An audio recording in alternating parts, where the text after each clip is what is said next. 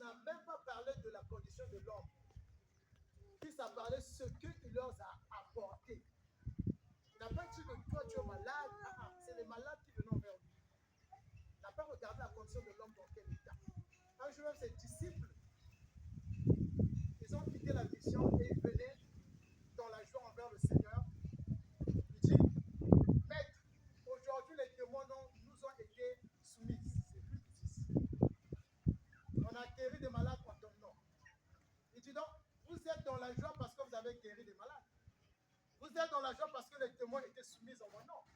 Il dit non, réjouissez-vous parce que vos noms sont écrits dans les cieux. Tu vois, il dit réjouis-toi parce que ton nom est écrit dans les cieux. C'est pas que les témoins sont été soumis. Ça, c'est rien. Parce qu'un magicien peut faire ça. Alléluia. Un magicien peut faire ça, peut bloquer un esprit, peut faire ça, peut chasser ça.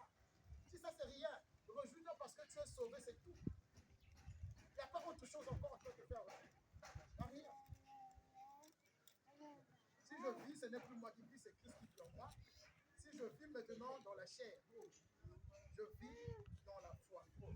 Le Fils de Dieu qui m'a aimé et qui s'est livré lui-même pour moi. Il dit, si je vis maintenant dans la chair, je vis dans la foi. Ça veut dire, si je marche dans la chair, je marche selon la parole de Dieu. Parce que la foi, c'est la parole. Je ne marche plus selon moi-même, je marche selon la parole de Dieu, selon la grâce de la parole que j'ai reçue.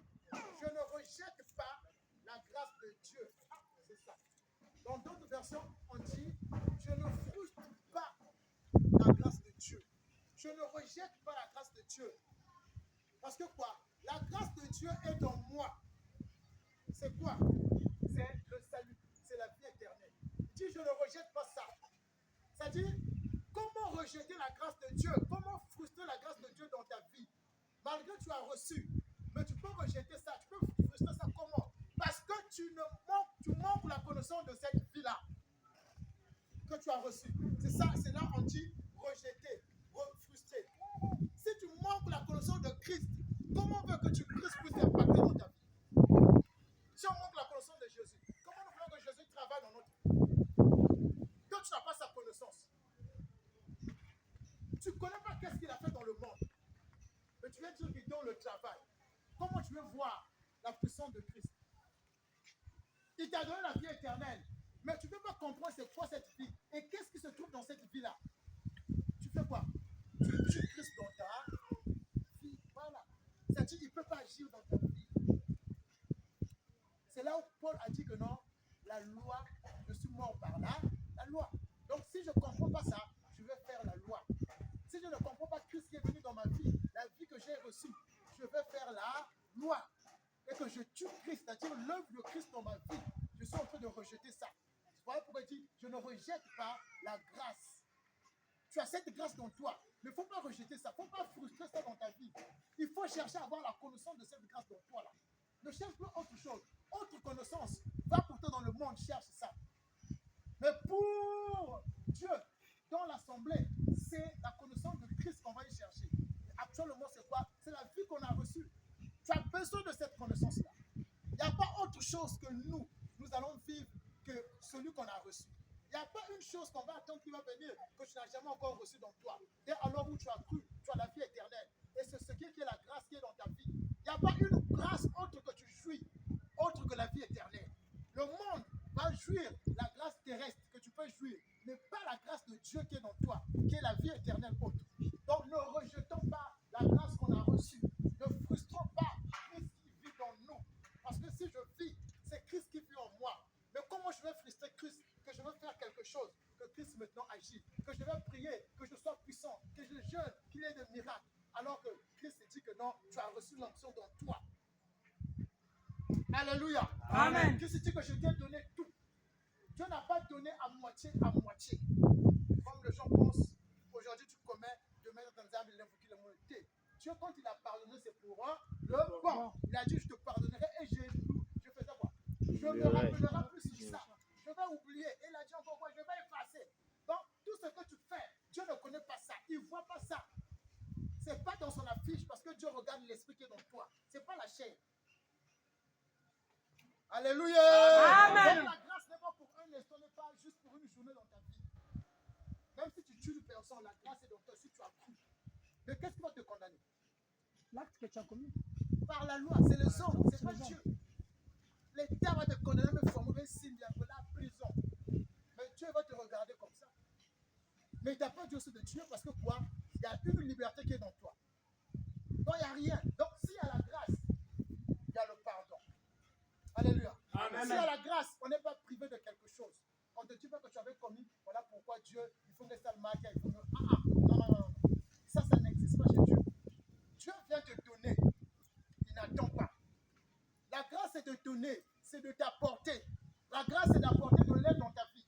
C'est une puissance qui vient dans ta vie. Ça n'attend pas que tu fais quelque chose. C'est lui qui vient. Dieu ne peut pas attendre. Si Dieu attend sur nous quelque chose, c'est que Dieu dépend de nous. Personne ne peut plaire Dieu. À preuve par la naissance de Christ. Et après, on a vu son évolution. Il a dit que Dieu n'a agréé aucun holocauste. Donc, aucun homme a plu à Dieu.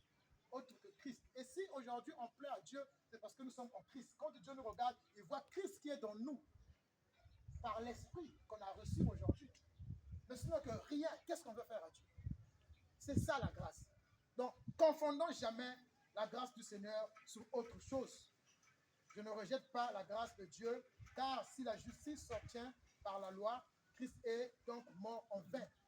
Il dit, si je suis juste par les œuvres que je fais, ce que Christ est mort en vain, ce qui n'existe pas, c'est que tout ce qu'il a fait, c'est impossible. Donc, il n'y a aucun acte que tu feras, que tu sois juste. Demander pardon ne te justifie pas devant Dieu. Il n'y a rien. Donner, partager, ne fait pas ce que tu sois bon devant Dieu. Rien, on se trompe. Quelqu'un peut-être va penser cela. C'est des hommes qui apprécient cela. Et des hommes, quand ils voient, ils disent que celui-là prie. Mais Dieu ne considère pas ça. Tu as fait bien à ton frère. Mais si toi tu manquais, lui aussi va t'apporter. Donc, il n'y a aucun acte qu'on va poser qui va nous faire juste devant Dieu, que je suis meilleur plus que l'autre, que je suis bon plus que l'autre, que je suis bon devant Dieu, à zéro. Comme le pharisien avec le publicain, un pharisien a voulu se glorifier, son orgueil. Seigneur, moi je jeûne 3 fois dans la semaine parce que c'était leur tradition. Et je donne mes holocaustes et mes dîmes. Et l'autre là est en train de s'abaisser. Il dit, pardonne-moi. C'est-à-dire, il reconnaissait qu'il était pécheur. Et Dieu a dit, celui qui est rentré juste dans sa maison, c'est l'autre. Parce que toi, tu es entré dans l'orgueil sur ce que tu fais. Remarquez la personne qui donne, plus qui donne, s'il n'est pas bien enseigné, il va tomber dans les pièges d'orgueil. Aujourd'hui, voilà pourquoi vous voyez, il y a la domination dans les assemblées. Quelqu'un qui a beaucoup d'argent, il va manipuler un pasteur à cause d'argent. Or, la parole n'est pas fondée sur l'argent. Alléluia! Amen. La parole n'est pas fondée sur ce qui est éphémère, ce que nous allons laisser. C'est pas ça. Si aujourd'hui, on commence à te parler de Christ sans le travail dans ta vie, tu ne vas pas être fatigué d'écouter la parole. Tu vas aimer ça. Mais si je te parle de travail dans la parole, tu vas fatiguer à écouter la parole. Parce que si je te parle de travail, si tu ne travailles pas, ça va te faire quoi? Ça t'énerve. Un jour, j'ai posé une maman une question. Tu vas souvent là-bas et de compas spirituels. Je dis, oh, mais la guerre là ne finit pas. Hein, papa? Lui-même, il est posé. Le gars, on a nous en a hein, papa? Donc, je dis, ça m'a dit que c'est là. Hein, papa? Et pourquoi il a témoigné? Je dis, d'abord,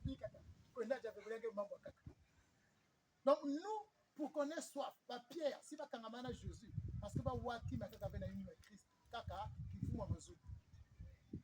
Si c'était le boulot, si on me prêche le boulot, quand je trouve le boulot, je vais venir. Non. Maintenant, le pasteur va faire quoi? Il va m'intimider. Quand Dieu donne, il faut s'en souvenir. Sinon, vous allez voir là, frère. Donc, c'est ça. Oh, Dieu, c'est la liberté. Il va t'intimider, c'est le frère l'a trouvé. Pourquoi il y a des gens qui disent que témoigner, viens témoigner, Dieu a fait. Nous, ici, quand on fera le témoignage, c'est pas ton boulot que tu vas témoigner. C'est ta marche en Christ. C'est tout. C'est ça le vrai témoignage. Amen. Je n'arrivais pas à aller prêcher la parole, je commençais à prêcher la parole. Nous, on va dire Amen. Oh, Dieu m'a donné le boulot.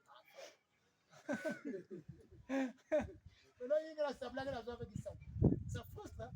Ça frustre les gens dans les assemblées comme ça. C'est pas de bons témoignages, c'est pas bien censé, bien fondé envers le peuple de Dieu pour passer et tenir de tels témoignages comme ça. Un témoignage doit être centré dans la parole de Dieu, de ta nouvelle vie.